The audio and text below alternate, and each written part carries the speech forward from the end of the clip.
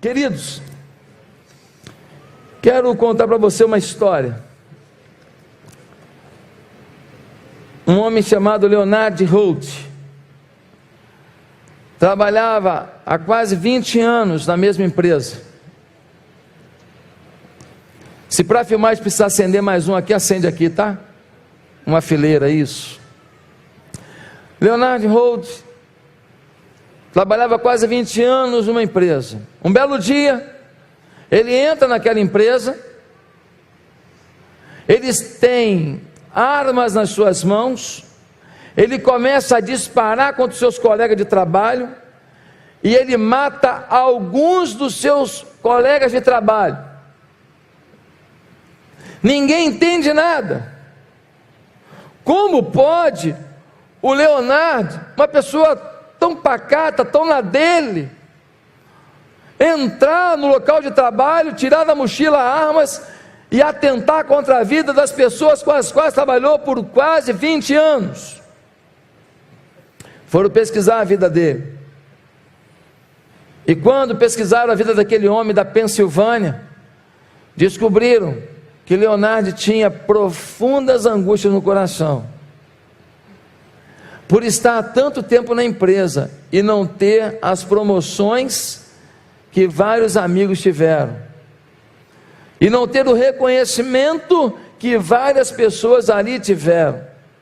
Descobriram que ele dava carona para algumas pessoas, e quando ele dava carona para o trabalho, ele ia se exibindo no volante, tirando fino dos carros, correndo demasiadamente, e os colegas desistiram de ir para o trabalho com ele, e ele passou a ir sozinho para o trabalho. A revista Times colocou a foto de Leonard Holt com a seguinte legenda: responsável, respeitável, ressentido. Meus queridos, o descontrole emocional pode vir de várias maneiras. Uma delas é orgânica. A falta de determinadas substâncias, como a serotonina, podem gerar na vida da gente um desequilíbrio emocional. Mas existem outras fontes. Existem sentimentos negativos, ciúme, inveja, medo incontrolado, ressentimentos, que podem provocar profundos desequilíbrios emocionais. E por isso, eu quero propor para vocês uma mensagem importante para a sua vida nesse início de ano. Evite o descontrole na sua vida. Evite o descontrole na sua vida. Irmãos, alguns aqui são marcados por descontrole financeiro. Você está achando que quando você ganhar mais, você vai se controlar? Mentira. Se você ganhar mais, talvez sua dívida aumente. Alguns são marcados por descontrole no trato com a esposa ou com o esposo. Alguns são marcados por descontrole no trato com os filhos, no relacionamento com os seus pais de trabalho. Uma vez eu fui falar de uma pessoa para outra, falei: rapaz, quero um contrato fulano de tal para trabalhar com você, e a pessoa me disse: pastor, o fulano deve ser terrível para se relacionar. Se eu botar na empresa, eu vou viver um problema. Eu não posso fazer isso, pastor. Eu não pude argumentar mais, porque realmente a pessoa é difícil, precisa de muita ajuda, e precisa querer ajuda, para poder mudar a sua forma de agir. Em que área da sua vida há um descontrole? Em que área da sua vida você está caminhando para descontrole? E o pior de tudo, é que estamos caminhando para um descontrole, e às vezes não nos apercebemos. O barco está virando, já está em 45 graus, e nós não estamos notando. Só vamos notar quando ele estiver em 90 graus, afundando no seu último metro. Meus irmãos, Hoje quero falar com vocês sobre esse tema: evite o descontrole na sua vida, baseado na vida de um homem descontrolado. O seu nome, Saul. Como é a história de Saul? Quando nós lemos no capítulo 9 de 1 Samuel, deixa a sua Bíblia aberta, nós vamos ler muitos textos de 1 Samuel. 1 Samuel capítulo 9, no versículo 17, nós lemos assim: quando Samuel viu Saul, o Senhor lhe disse: este é o homem de quem lhe falei, ele governará o meu povo. Quem foi que falou com Samuel que Saul seria o rei do povo? Quem? Quem escolheu Saul? Deus. Irmão, ser escolhido por Deus para ser rei é privilégio, não é? Ele começou muito bem. Agora, será que Deus abençoou a vida dele como rei? Querido, quando a gente lê o capítulo 10, versículo 10, por exemplo, diz assim: chegando a Gibeá, um grupo veio em sua direção, o Espírito de Deus se apossou dele e ele profetizou no meio deles. Irmão, o Espírito Santo tomava a vida de Saul em alguns momentos. O Espírito Santo o usava. Irmão, que privilégio ser usado pelo Espírito Santo de Deus. Agora, meus irmãos, esse homem, já no seu 2º ano de reinado, muito recente, né? Já pagou mico cedo. No 2º ano de reinado, o sacerdote não chegou para oferecer o sacrifício, era Samuel. E aí, ele que era rei, não podia oferecer sacrifício, ele vai e oferece o sacrifício a Deus. Subiu a cabeça o seu reinado. No 2º ano de reinado, o apressadinho já está fazendo besteira, e por causa disso, dá uma lida no capítulo 13, versículo 13. Capítulo 13, versículo 13, diz assim: disse Samuel: você agiu como tolo, desobedecendo ao mandamento que o Senhor, o seu Deus, lhe deu. Se você tivesse obedecido, ele teria estabelecido para sempre o seu reinado sobre Israel. Mas agora o seu reinado não permanecerá. O Senhor procurou um homem segundo o seu coração e o designou líder de seu povo, pois você não obedeceu ao mandamento do Senhor. Porque ele ofereceu o sacrifício, Deus já disse para ele: você não vai reinar muito tempo não, porque você tocou no sagrado, você não tinha autoridade para isso, era função de sacerdote, você mexeu no que não podia. Meus amados, a história avança. Mesmo com esse pecado na vida dele, esse erro, Deus estava honrando. E esse homem está indo para a batalha, ele está vencendo batalha em cima de batalha, batalha em cima de batalha. Dá uma olhada no capítulo 14, versículo 47. 14:47 diz assim: quando Saul assumiu o reinado sobre Israel, lutou contra os seus inimigos em redor, Moabita, Amonita, Edomita, os reis de Zobá, os filisteus, para qualquer lado que fosse, infligia-lhes castigo. Meu irmão, o cara era o campeão. Mesmo tendo um decreto de que ele não seria rei muito tempo, Deus ainda está honrando a vida dele e abençoando o povo, e ele vence todas as batalhas. No capítulo 15, ele vai numa luta contra os amalequitas, e quando ele vai nessa luta com os amalequitas, Deus dá uma ordem: você vai vencer a batalha, mas não pega despojo de guerra nenhum, não pega.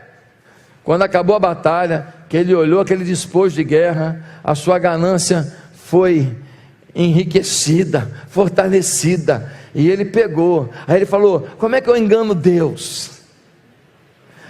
Vou dar uma oferta para Deus pela vitória da batalha. Irmão, tem gente na igreja igualzinho, ele está com a vida toda errada, ele vem aqui dar uma oferta e fala: pronto, resolvi o problema.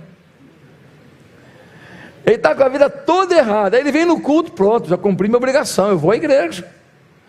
Ele está com a vida toda bagunçada. Ele vai e dá uma coisa na ação social, pronto, aplaquei a ira de Deus. Querido, olha só, não compre perdão, se arrependa. Esse homem agora tenta enganar Deus. Aí quando ele é apertado no versículo 24, sabe o que ele faz? Ele culpa o povo. O povo ficou de olho, rapaz. Difícil esse povo, Senhor. É assim com a gente também. Quando o negócio dá errado, nós temos mania de culpar alguém. Sempre a culpa é alguém. De preferência, quem sabe, um pastor, ou um líder de célula, ou um supervisor de setor, ou quem sabe o pai ou a mãe. Tem muito jovem que é desonesto consigo mesmo. Eu não estou conseguindo muita coisa na minha vida porque meu pai não me deu amor. Deixa eu te falar uma coisa, você tem conhecimento suficiente para saber que apesar da falta de amor do seu pai, tem um Deus que te ama, e você pode dar a volta por cima. Tem um monte de moça aí se entregando às pessoas e falando, não, porque eu sou muito carente, porque meu pai nunca me deu um beijo. Você toma vergonha na cara, porque você sabe muito bem o caminho da santidade para ser abençoada, e não tem sedução suficiente para aplacar a ausência de um pai. Mas você pode buscar o Pai eterno para te abraçar e buscar nos seus irmãos aconselhamento suficiente para vencer a sua dor. Mas não se deitar com um homem que não é seu pai, que não é seu marido, por causa do seu pai. Está errado. Nós temos mania de culpar os outros por os nossos pecados. Está na hora de a gente amadurecer. Agora, irmãos, finalmente ele conhece um cara chamado Davi. Como é que ele conheceu Davi? No capítulo 17 em diante, a gente vai ver que Davi vai lá, guerreia contra o gigante Golias, detona o Golias, ganha o cinturão do UFC, fica famoso em todo o reino. E aí Saul agora dá a filha em casamento a Davi e coloca Davi como que? General do seu exército. Meu irmão, a partir desse momento, quando Davi vai às batalhas em nome de Saul, o que acontece? Ganha no primeiro round, é esculacho. Davi vai com o exército, monta a estratégia segundo a orientação de Deus, e Davi vai vencendo, e Saul está avançando, o reino está avançando. Porque quando alguém que trabalha debaixo da sua cobertura avança, você tem que se sentir honrado. Quando um pastor da equipe pastoral dessa igreja vem aqui e prega melhor do que eu tenho dupla honra.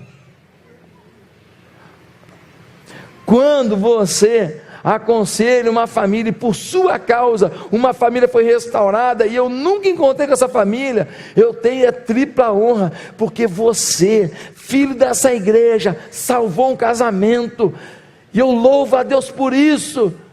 E quando essa pessoa agradece, eu quero agradecer ao irmão fulano e ciclana, porque me abençoaram e salvaram o meu casamento. Querido, eu estou tão feliz quanto você nisso, você pode ter certeza. Mas Saul não percebeu isso a partir de um episódio. Qual foi o episódio? Dá uma lida comigo, no capítulo 18, versículos 7 e 8. As mulheres dançavam e cantavam enquanto eles voltavam de uma batalha. E o que elas cantavam quando Saul e Davi voltavam vitoriosos de batalhas? Elas cantaram: Saul matou os milhares. Saul encheu o peito e falou: eu sou o cara. Foi daí que surgiu aquela canção: esse cara sou eu. Ele ficou todo inchado, que nem o pavão. Mas logo em seguida, o problema foi a segunda estrofe. A segunda estrofe dizia: e Davi, dezenas de milhares. Ganhar um elogio não foi suficiente para Saul, porque o elogio de Davi foi 10 vezes maior que o dele. E nesse momento, algo muito ruim começou a acontecer, irmãos. Dá uma olhada no versículo 8. Saul ficou muito irritado com esse refrão, e aborrecido disse: atribuíram a Davi dezenas de milhares, mas a mim apenas milhares. O que mais lhe falta senão o reino? Ele estabelece que Davi está querendo o lugar dele. Daí em diante, Saul olhava com inveja para Davi. No dia seguinte, um espírito maligno mandado por Deus apoderou-se de Saul, e ele entrou em transe em sua casa, enquanto Davi tocava harpa, como costumava fazer. Saul estava com uma lança na mão e atirou, dizendo: encravarei Davi na parede. Mas Davi desviou-se 2 vezes.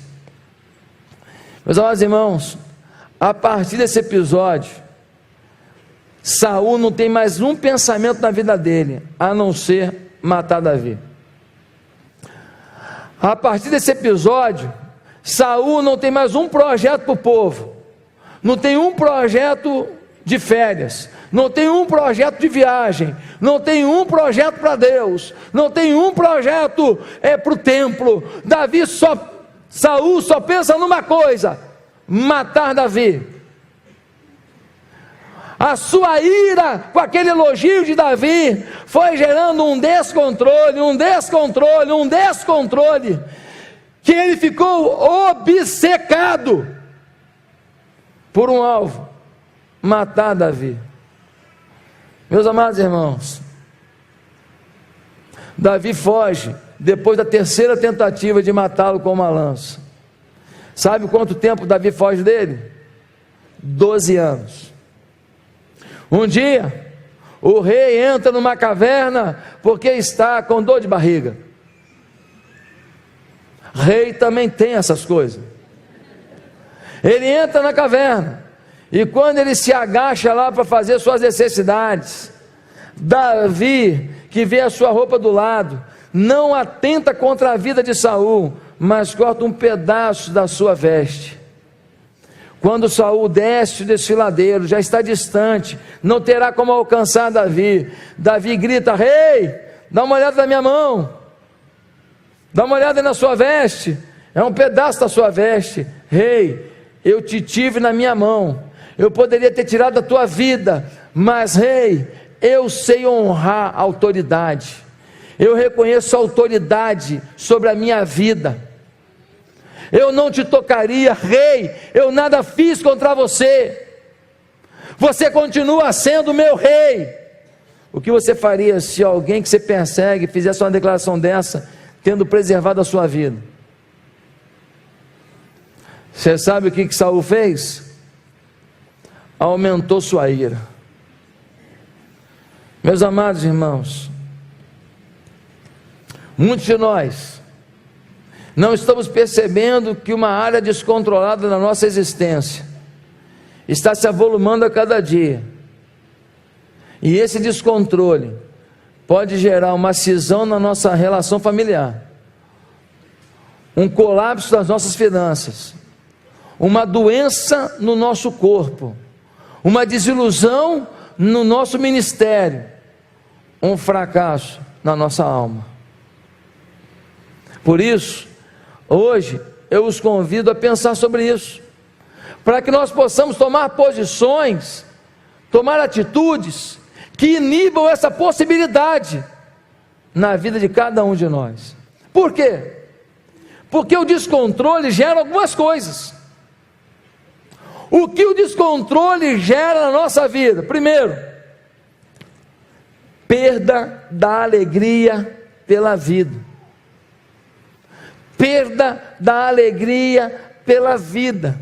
Meus amados irmãos, Saul tinha palácio, Saul tinha dinheiro, Saul tinha veste bonita, Saul tinha uma família linda, um filho maravilhoso chamado Jonatas.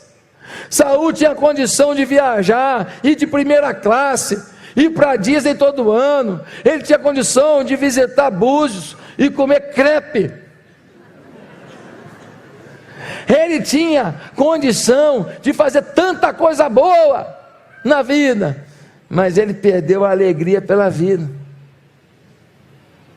A crise de raiva que ele teve, versículo 10 do capítulo 18, uma crise de raiva foi tão grande, que no capítulo 20, de 30 a 33, ele quase tirou a vida do próprio filho Jonatas.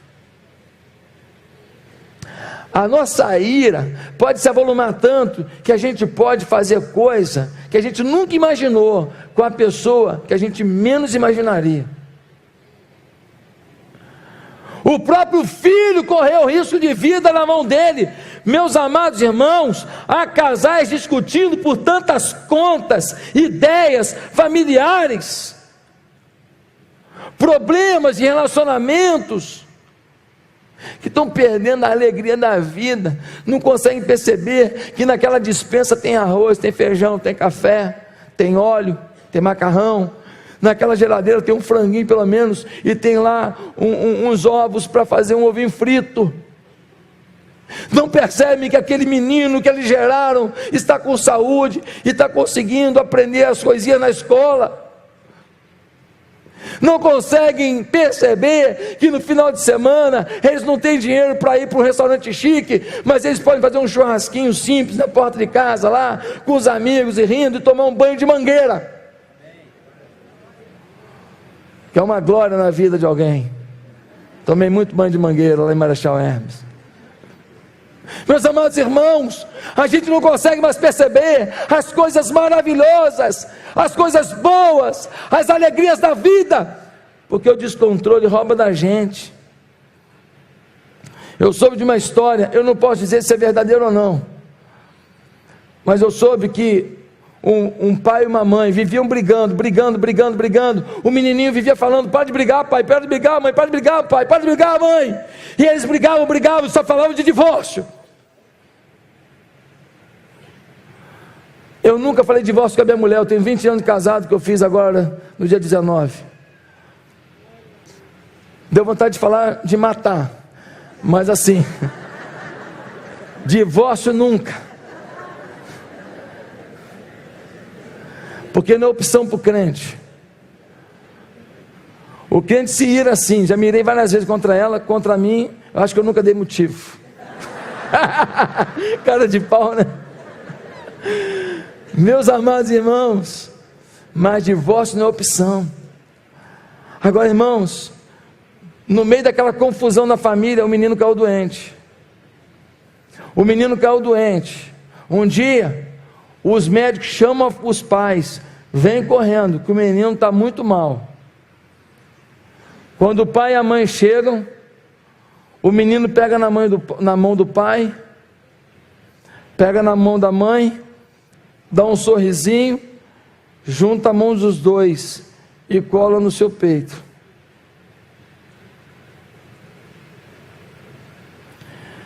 Não solta a mão dos dois. As lágrimas tomam o pai, as lágrimas tomam a mãe. 5 minutos depois, o menino entra em coma, vindo à morte. Não espere um filho morrer para valorizar o que você tem de bom na sua vida.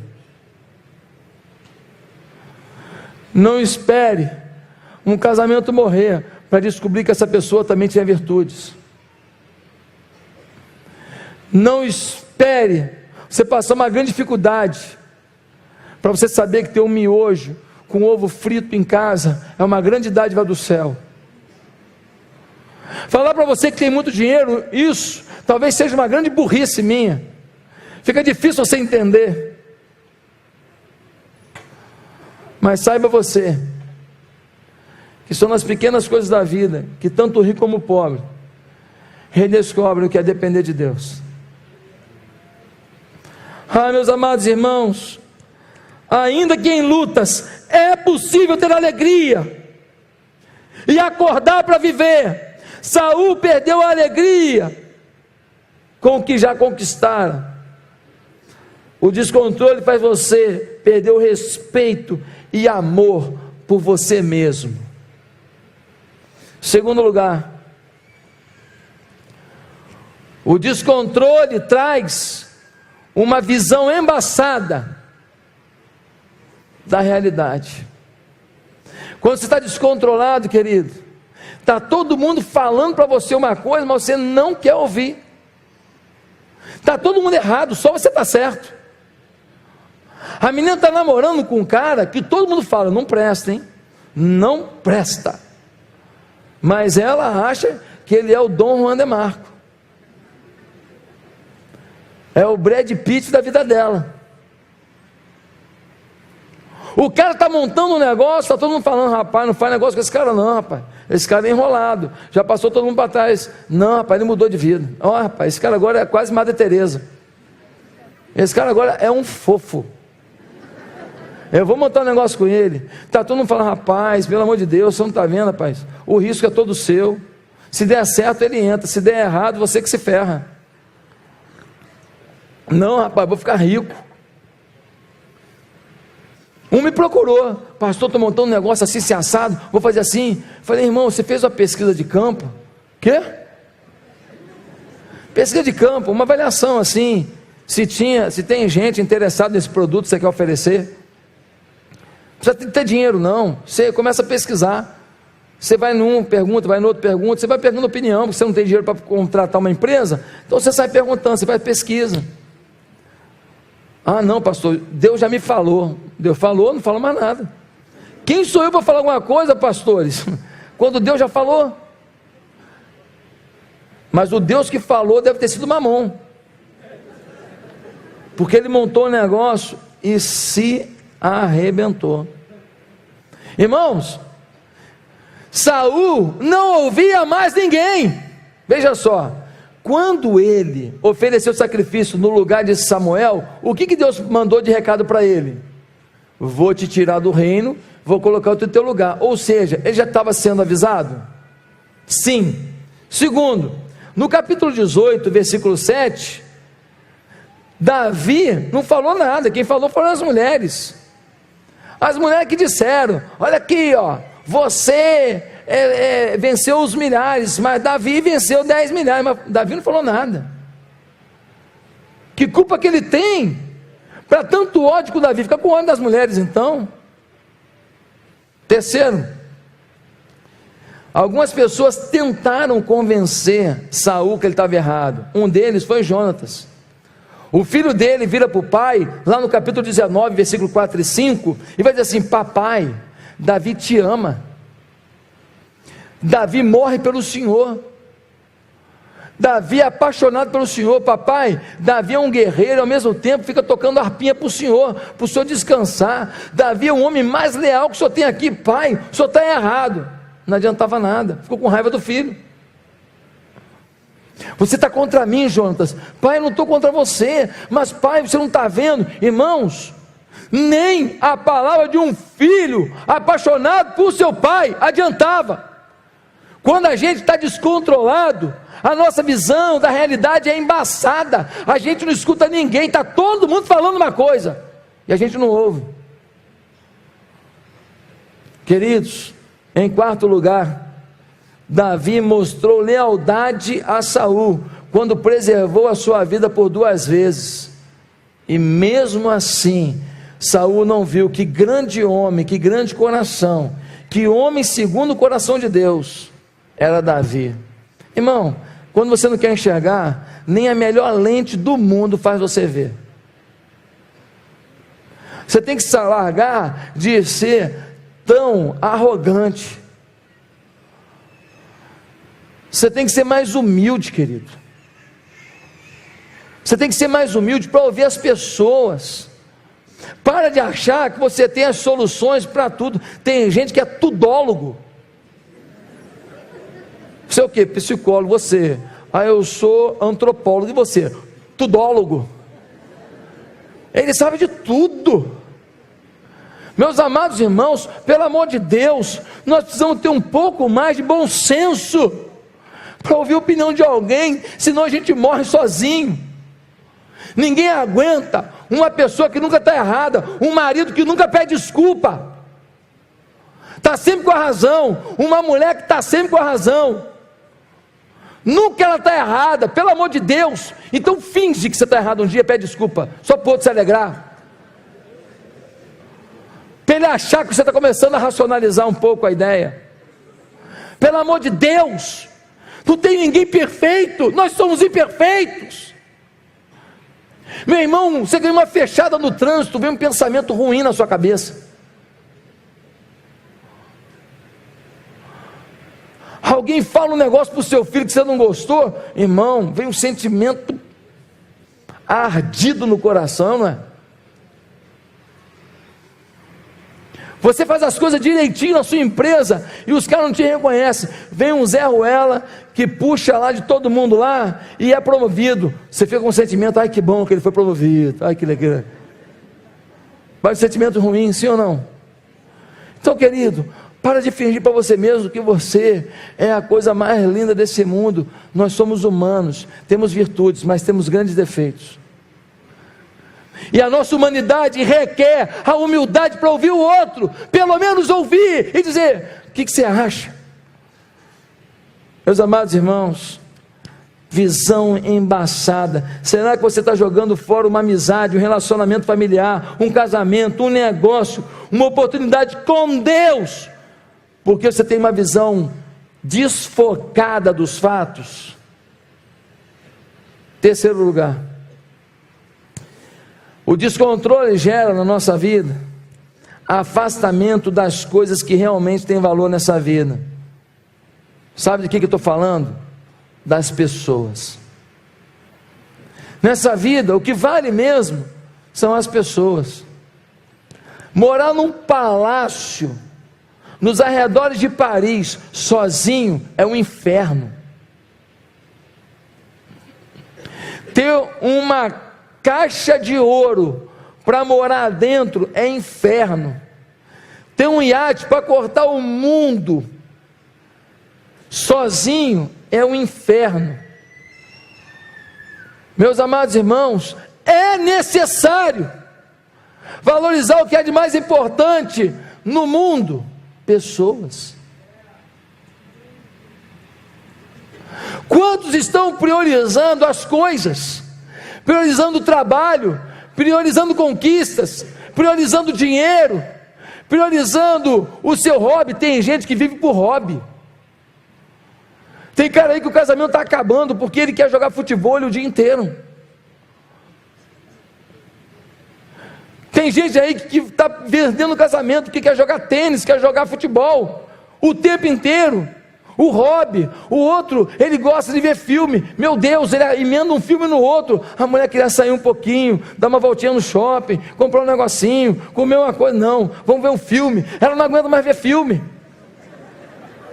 Ela não aguenta, ela sonha com filme. Quando ela passa perto de cinema, ela tem problema, ela começa a doer o estômago. Mas ele não abre mão do hobby dele. Queridos irmãos, quanta gente está se afastando da família, dos filhos, por causa de um sentimento ruim, mal resolvido. Quantos homens e mulheres que tiveram um trauma, e aí você agora chega em casa e você está com dores na sua alma. Aí você faz o quê? Eu quero ficar sozinho, eu quero ficar calado. Resolve o problema? Na hora de cantar essa mulher, você falou. Na hora de casar com esse homem, você falou. Agora você se trancafia lá, você se enjaula lá e fala: não, que eu estou com muitos problemas, muitas dores. Adianta você se fechar? Não adianta. O descontrole vai tomar uma proporção absurda. Você precisa mudar essa postura. Não se afaste das pessoas. Quantas vezes na célula um líder fala com você: irmão, não está certo. Aí qual a sua tentação? Vou sair da célula. Sabe o nome disso? Rebeldia. O nome disso? Rebeldia. Sabe quem é o pai da rebeldia? Tu lembra de um cara lá no céu que quis dominar o céu? Como é que é o nome dele mesmo, hein? Lúcifer. Ele é o pai da rebeldia. Não entre no esquema de Lúcifer. Se alguém falou alguma coisa que você não gostou, trate, ouça com amor o que é dito. Deixa Deus te tratar, meu irmão. Ah, mas eu sou empresário famoso. Você é empresário famoso, mas você também fede se não tomar banho.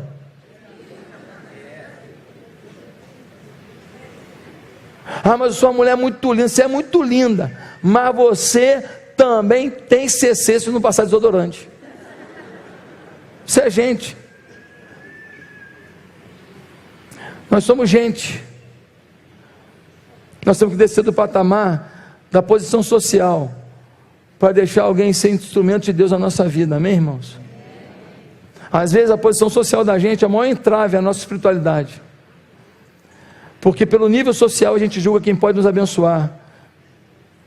Mas um dia desse, uma menina aqui da igreja, que ela tem um pouco de dificuldade psíquica, emocional,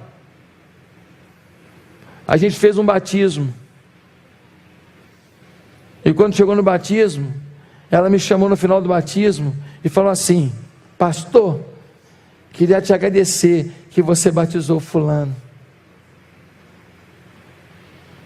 Dá um abraço nele lá, pastor. Falei, vou lá. Aí fui lá, dei um abraço no fulano, e ela toda feliz, cuidando daquele novo crente. Falei, meu Deus do céu. Quando chegou hoje, essa menina, aqui na porta, eu estava com uma pessoa assim, ela passou, apontou para a pessoa e falou assim: pastor, o nome da irmã é Vanessa. Falou assim: cuida da Vanessa, tá? Que é uma irmã que chegou aqui com muitas dificuldades, chegou aqui ferida, e ela virou, apontou e falou assim: cuida da Vanessa, tá, pastor? Eu falei, tá bom, eu vou cuidar. Aí dei um abraço na Vanessa. Tenho mais aulas que o seminário não me deram.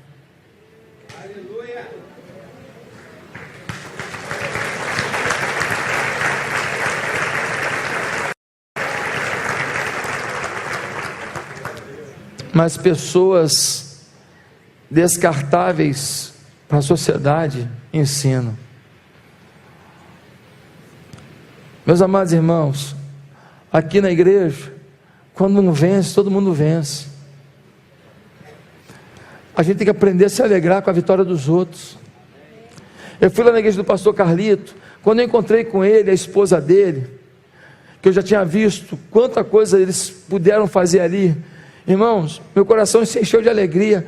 Eu falei, Carlito, minha irmã, que coisa linda Deus está fazendo aqui. Eu fiquei todo arrepiado de alegria, porque aquilo foi um estímulo para a minha vida. Eu falei, meu Deus, como que Deus está fazendo coisa linda aqui, Senhor, obrigado, Senhor, que alegria. Meu irmão, você precisa aprender a se alegrar com a vitória dos outros, porque quem se alegra com a vitória dos outros está preparado para ter as suas vitórias. Um coração alegre, um coração empolgado, está muito mais determinado para lutar e conquistar também. Mas um coração vingativo, um coração ciumento, um coração invejoso, está sempre bloqueado para o mover de Deus, está sempre bloqueado para uma paixão, está bloqueado para uma unção. Quando alguém fala assim, pastor, o meu filho passou em medicina para o UFRJ, rapaz, eu quase tenho um êxtase. Falo, meu Deus, teu filho passou para medicina na UFRJ. Irmãos, é uma vitória de toda a família, de toda a igreja, irmão. Quando o irmão fala assim, pastor, fechei um negócio aí, pastor.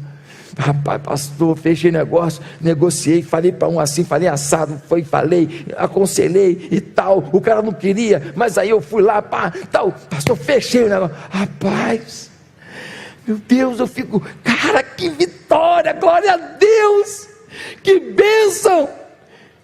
Irmão, quando o irmão da igreja fala, pastor, comprei minha casa própria, irmão, eu quase choro. Falo, meu Deus do céu, um irmão que não tinha casa própria. Irmão, você que nasceu já com casa própria, porque teu pai te deu, talvez você não entenda, mas quem nasceu em casa que não era própria, e que o pai a vida inteira não teve casa própria, e que você namorava as meninas que moravam em casa própria, ia na casa dos amigos que tinha casa própria, e teu pai estava envelhecendo e não tinha casa própria, você me entende, classe média. Quando alguém compra uma casinha, meu irmão, eu falo, meu Deus, comprou uma casa, caramba, irmão, é minha, onde é que é? Ah, pastor, mas é muito simplesinho. Meu irmão, não importa, é tua. Aos pouquinhos você bota uma tinta aqui, bota um cimentinho ali, bota um gesso ali, bota um drywall lá, bota uma piazinha, a coisa vai ficando, que bênção. O outro fala, pastor, comprei uma fazenda, ele tem outro patamar. Irmão, fazenda? Irmão, o que tem lá? Tem laranja, meu irmão. Pastor, tem boi, quantas cabeças? 1000, meu irmão, quanto queijo. Irmão, você tem que se empolgar dentro do nível de cada um, a vitória de cada um, que para um é comprar um queijo, o outro é comprar a vaca.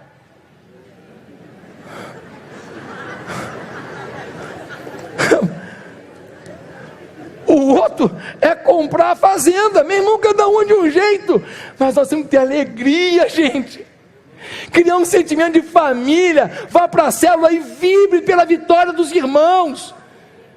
Vou te falar, já te disse isso, é o maior instrumento de conquista que eu conheço, depois da fé, é se alegrar pela conquista dos outros.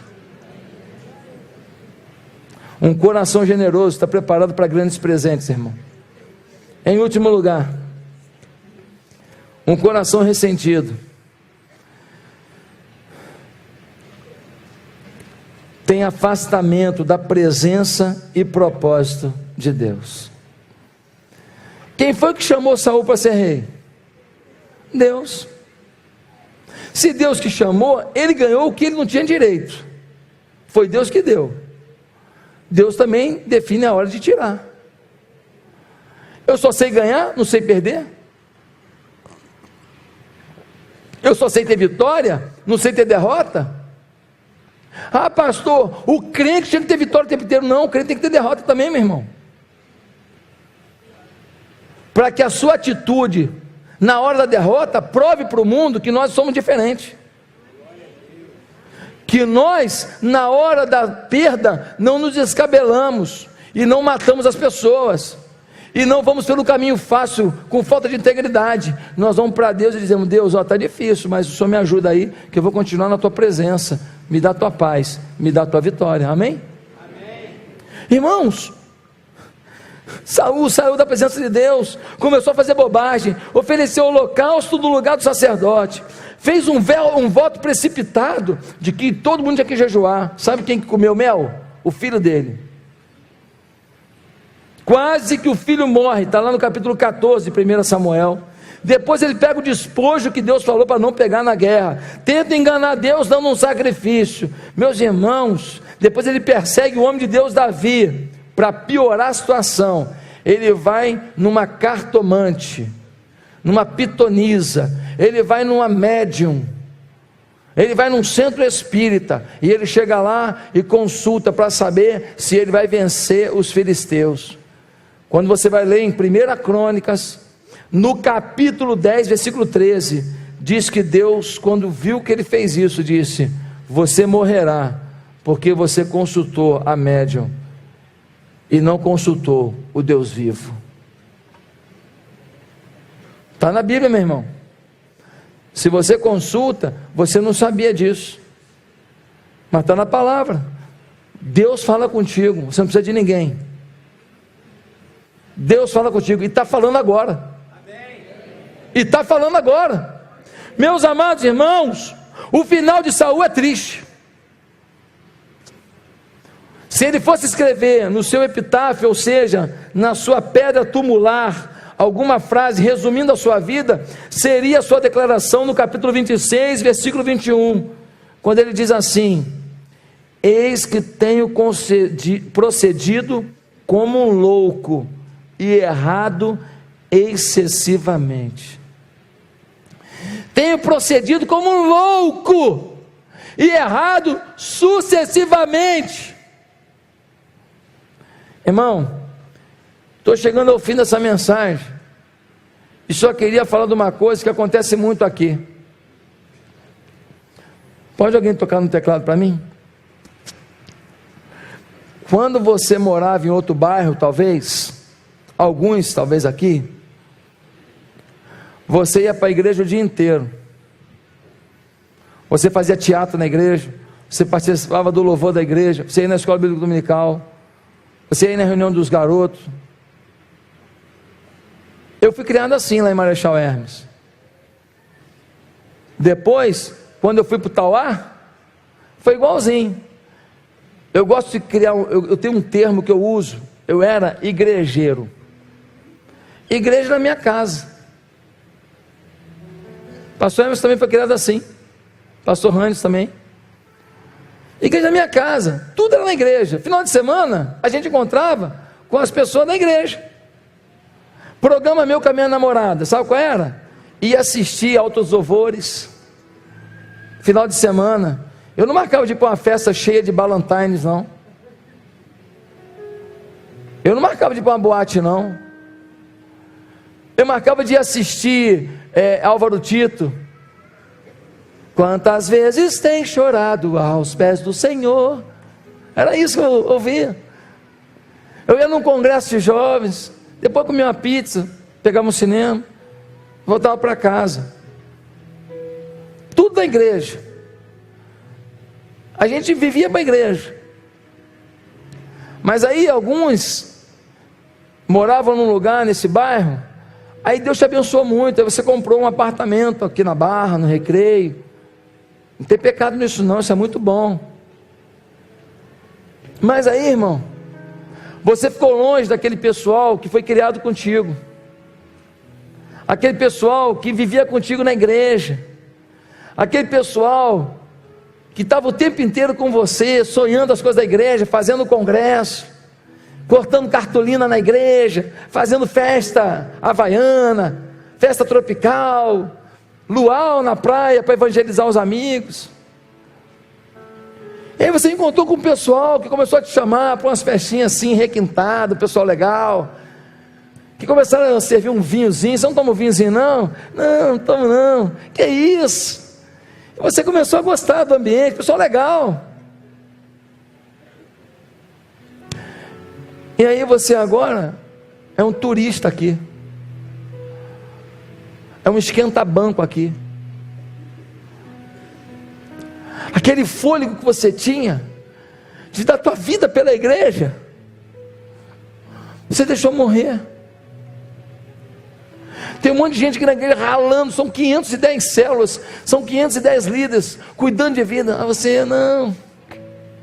Mesmo quem está liderando célula, às vezes faz meio mais ou menos, às vezes, porque passou. Domingo, para você vir na igreja às 9 horas da manhã, porque tem um povo que vem de manhã. De manhã eu não vou vir não, porque é muito cedo, 9 horas. Antigamente, a escola bíblica era 8 horas da manhã, você chegava às 7h30 para já ver o pessoal. Agora tudo é difícil. Chegar às 5 horas para a escola ministerial, fazer o Tadel 18 horas e ficar para o culto, pastor, não aguento não. Não aguento não. Você tem a manhã inteira para você, mas você não aguenta não, porque é muito pesado. Mas o perigo disso é que os nossos filhos não aprendem que igreja é o melhor lugar do mundo. O perigo disso é que quem não é igrejeiro, seus filhos também não serão. Eu me apaixonei por igreja. Eu tentei não ser pastor. Fiz de tudo para não ser. Mas aquele sentimento igrejeiro me tomou. Eu sonho em igreja, penso em igreja, canto em igreja, vibro em igreja o tempo inteiro. Quero muito que os meus filhos sigam esse caminho. Talvez, meu irmão, você que foi um igrejeiro, vai ter que voltar ao primeiro amor. Recomeçar. Se apaixonar por esse lugar. Dar tua vida por essa terra. Parar de botar desculpa no cansaço, falta de tempo nisso, e dizer o seguinte: para Deus não há limite do que eu possa fazer, porque no amor dele não há limite no que ele possa fazer por mim. Será que você está vivendo esse amor pela igreja? Esse amor por Jesus? Será que sua família vai ser igrejeira? apaixonada pela igreja de Jesus. É o único lugar que pode mudar a sociedade. Câmara de Deputados não vai mudar nada. Senado vai mudar nada. ONG não vai mudar nada. Mas a igreja muda. A igreja muda. Quero terminar essa mensagem fazendo um convite. Pode ser que alguém aqui diga: pastor, eu quero me apaixonar por Jesus, eu quero entregar minha vida a Jesus, eu quero ser um igrejeiro, quero viver esse sonho com Deus, eu quero sentir o fluir do Espírito Santo na minha vida, eu quero sentir essa alegria, mesmo um dia ruim, eu quero ter essa paz que não dá para descrever, simplesmente ela acontece. Você quer hoje entregar sua vida a Jesus, mudar sua história, se render ao Senhor de todo o coração? Quero convidar todos a curvarem a cabeça. Pode tocar um pouquinho mais alto, Daniel, se quiser. E eu quero nesse momento que você que quer hoje começar uma nova vida com Deus, entregar seus sonhos, seus planos, suas lutas, suas necessidades nas mãos de Deus, que você ore comigo. Ninguém precisa ouvir, mas você vai repetir comigo uma oração. Diga assim: Santo Deus, nessa noite eu entendi que eu estou descontrolado na minha vida espiritual, e hoje eu quero me acertar com o Senhor. Eu quero pedir perdão dos meus pecados, quero pedir que o Teu Espírito Santo domine a minha vida. Ah, Senhor, muda a minha história.